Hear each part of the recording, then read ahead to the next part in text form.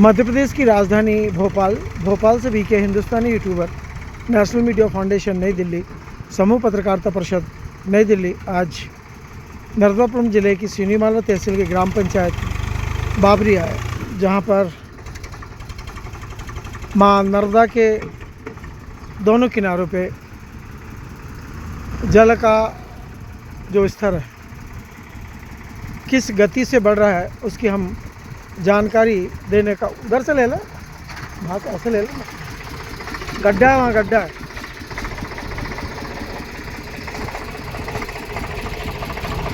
जान दे और जान दे और जान दे और जान दे, बस अब ले ले, बस बस ज़्यादा नहीं कर।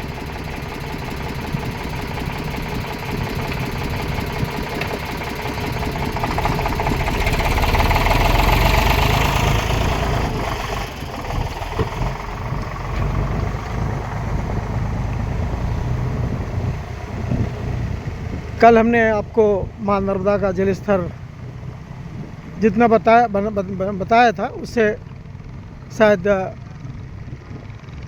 12 फीट और 15 फीट के लगभग जल स्तर और आगे बढ़ चुका है। जिस प्रकार से मौसम ने परिवर्तन लिया है, चूँकि अभी तक गुजरात, महाराष्ट्र, छत्तीसगढ़, बिहार, यूपी में जल स्तर बढ़ रहा था, पर अब धीरे धीरे बादलों की जो स्थिति है वो मध्य प्रदेश में वर्षा के योग्य होने लगी है। शायद हो सकता है कि आज रात्रि में मौसम में परिवर्तन हो और घनघोर बारिश हो। हवा का रुख भी आज कुछ कम है और हवा के रुख के कम होने से निश्चित है कि बारिश हो सकती है। जैसा कि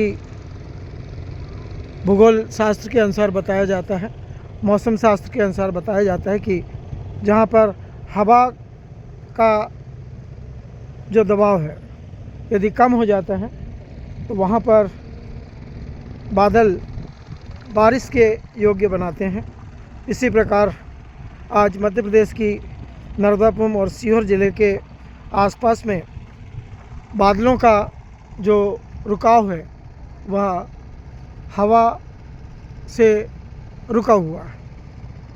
हम आपको बादल दिखा रहे हैं, ये निचले बादल, और जिस ढंग से ठंडी हवाएं आ रही हैं उससे ऐसा लग रहा है कि अब ये बादल कहीं ना कहीं अपना प्रभाव दिखाएंगे। जैसे जैसे मां नर्मदा का जल स्तर बढ़ते जा रहा है वैसे वैसे सुरक्षा समितियां जो बनाई गई है मां नर्मदा के तटों को सुरक्षित करने के लिए, वे अपनी पूरी तैयारियों में लग गए। क्योंकि गुजरात में जो स्थितियां बनी हैं, अन्य प्रदेशों में जो स्थितियां बनी हैं बारिश के कारण, वह स्थिति यहाँ ना बने, उसको लेकर मध्य प्रदेश सरकार पूरी तरह जागरूक है और उन्होंने सभी जिला कलेक्टरों को और जिला कलेक्टरों ने सभी तहसील एसडीएम को और सभी एसडीएमओ ने एसडीओपी को और सभी एसडीओपी ने थाना प्रभारियों को और सभी थाना प्रभारियों ने गांव कोटवारों को और गांव कोटवारों ने अब गांव में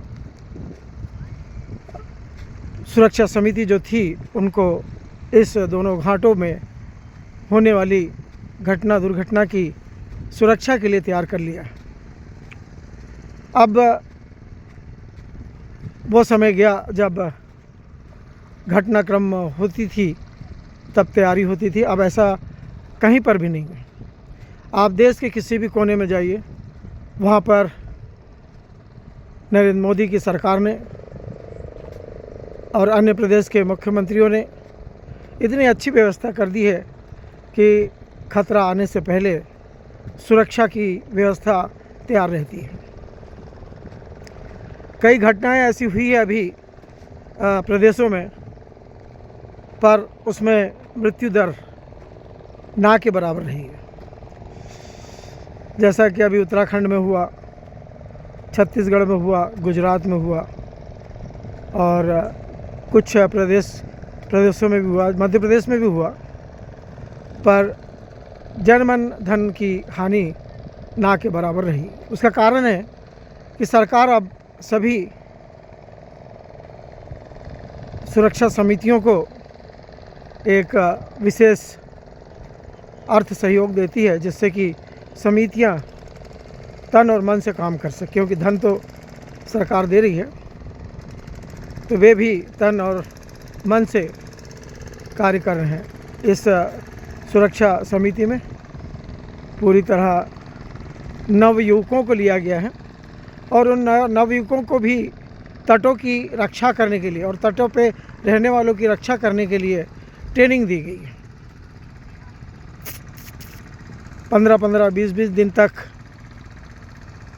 इन तटों पर उन्हें ट्रेंड किया गया कि किस प्रकार जन मन धन का बचाव किया जा सके। कल हमने आपको नाव घाट सामने में जो एक लकड़ी गड़ी हुई है 2, वहाँ पे नाव घाट की स्थिति हटने की बताई थी। अब चूंकि जल स्तर बढ़ गया है, तो अब नाव घाट को वहाँ से हटाकर कल तक यहाँ रखा गया था, जहाँ हम दिखा रहे हैं, जहाँ पर नाव खटी है। अब जैसे ही जल स्तर बढ़ा है, तो शायद चूँकि हम अब संध्या के समय पहुँचे हैं, इसीलिए जानकारी हमारे पास में अभी है नहीं, पर जिस प्रकार से सामने भीड़ दिख रही है, जहाँ पे सीसी रोड बनाया गया है पंचायत के द्वारा, शायद वहाँ पर किश्ती पहुँचेगी। चूँकि अब किश्ती सीहोर ज़िले की रेहटी तहसील के ग्राम पंचायत बाबरी से सवारियों को लेकर नर्मदापुरम ज़िले की सिवनी मालवा तहसील के ग्राम पंचायत बाबरी थाना शिवपुर पहुंच रही है। हम आपको जो परिवर्तन हुआ है घाट में, उसके बारे में जानकारी दे रहे हैं।